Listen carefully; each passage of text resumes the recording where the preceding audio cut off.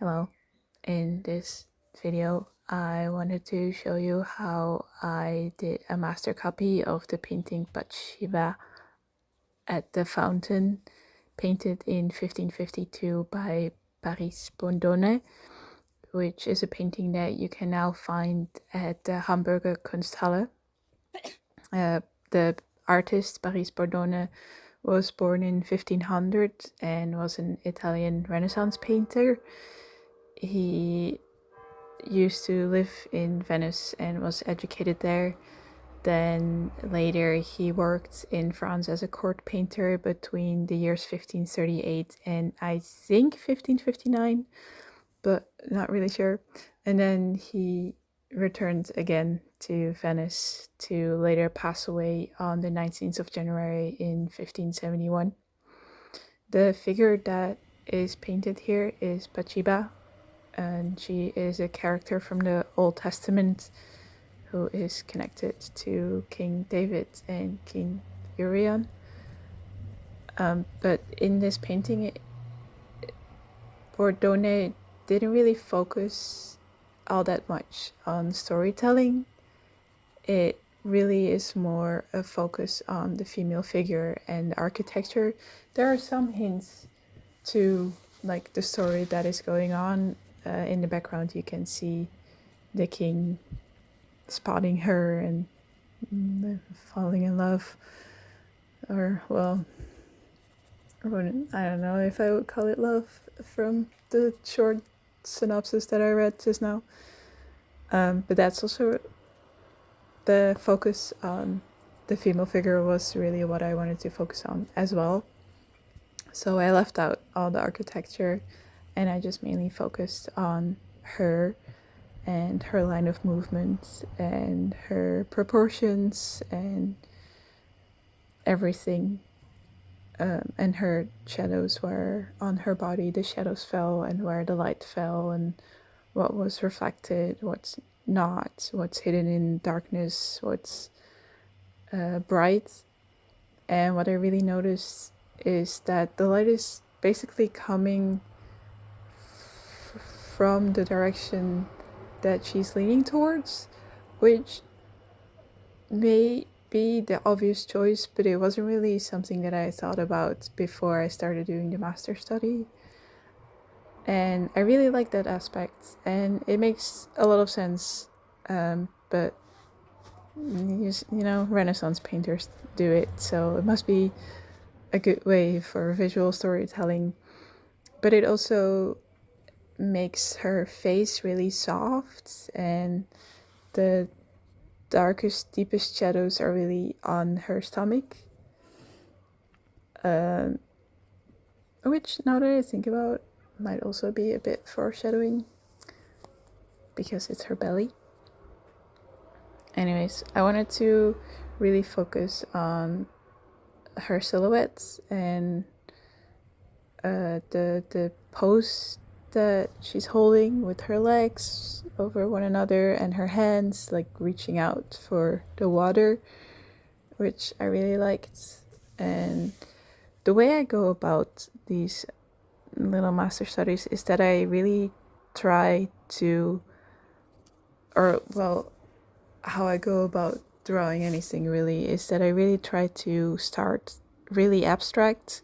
So I try to abstract the shapes into simpler ones like circles and squares and cylinders, which sounds really boring, but it's a good way for my brain to comprehend. But it's also a bit dangerous because I do tend to fall into the staying in abstract shapes for a really long time and drawing guideline after guideline after guideline and not really drawing details, because I then get so anxious that I'm still gonna get it proportionally wrong, which I shouldn't. And in this sketch I also really try to not make her face covered in guidelines, and that I wouldn't measure out where the lips were in comparison to her ears, or where her lips were in comparison to her nose, or in comparison to her eyes and her hair and her hands. I just wanted to get the face down, because the face was also not the most important part of the sketch. It really was her shape and silhouette and the shadows, which I find faces really important. But here I was mainly focusing on the pose, because she's reaching out, and that is a pose that I want to add on a big painting that I'm gonna work on very soon, or like I'm still planning it out. That's why I did this master study. And yeah, you can see that I don't draw that fast. I also take a lot of breaks, and I did something in between drawing as well. I'm not like distracting myself. I just take it really slow, because I've always been a really slow artist.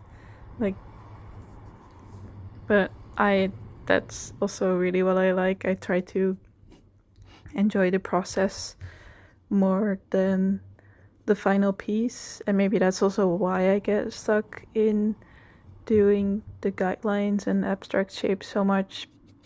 But it's a nice way to go about it, because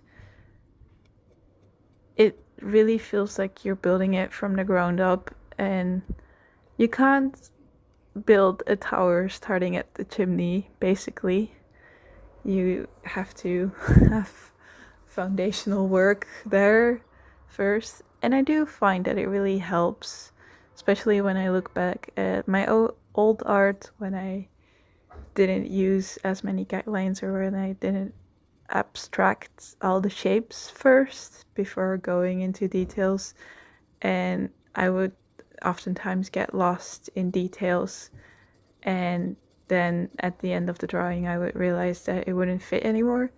And I still have that issue a little bit, but now I kind of force myself to go back and forth between things. So I will draw the hand, and then I will get back to the face, and then I will get back to the legs, and then the body, and I really just don't draw one thing until it's finished. I just try to draw the whole thing, which means that I do go back and forth between the different body parts, basically. But that's really how I like to do it. And then eventually I start not really coloring it in, but I start shading it and adding shadows. And I stayed pretty light with my shadows. I could have gone darker, but I didn't really want to, because I got lazy. So it is still quite light, but it really shows where the shadows are. And that's what I wanted. I just wanted to learn where Bodorne had placed his shadows, and where the light was hitting, and how that worked on a body like this. And I also really like her body shape. It's a good shape. That sounds really weird. But yeah, I guess I could say that I'm pretty satisfied the way it looks. And it's definitely a pose that I want to use for my big painting, which is gonna be the mural. So she's gonna not necessarily lose her legs, but her legs are gonna morph together and become a tail, a mermaid tail. It's gonna become a mermaid, and then she's gonna become a fate. So that's the plan for it. But it was a good study to do. I really like this painting. Her facial features, even though I did not focus on it for the longest time, she looked really sad, or like a bit concerned, but she has like this really soft smile in the painting. So I had to fix that, which I did like at the last part. So I guess that's really all that I have to say. Maybe next time I'll write a script, but I don't know how this works.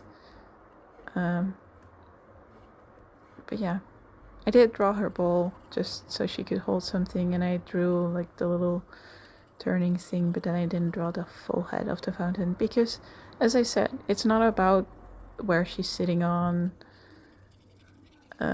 It's about her. That was really the main focus for me, and I guess that's also a good way to approach master studies. It's not just copy the master painting exactly, but almost kind of pick and choose what you want to focus on. So if you would say, okay, now I really want to focus on the painting style, then you could take a really small part of the painting or the whole painting. And if you said, I want to focus on the composition, I would suggest taking the whole painting into account and looking where things are placed and where the light is hitting from and where the darks and lights are and where the midtones are.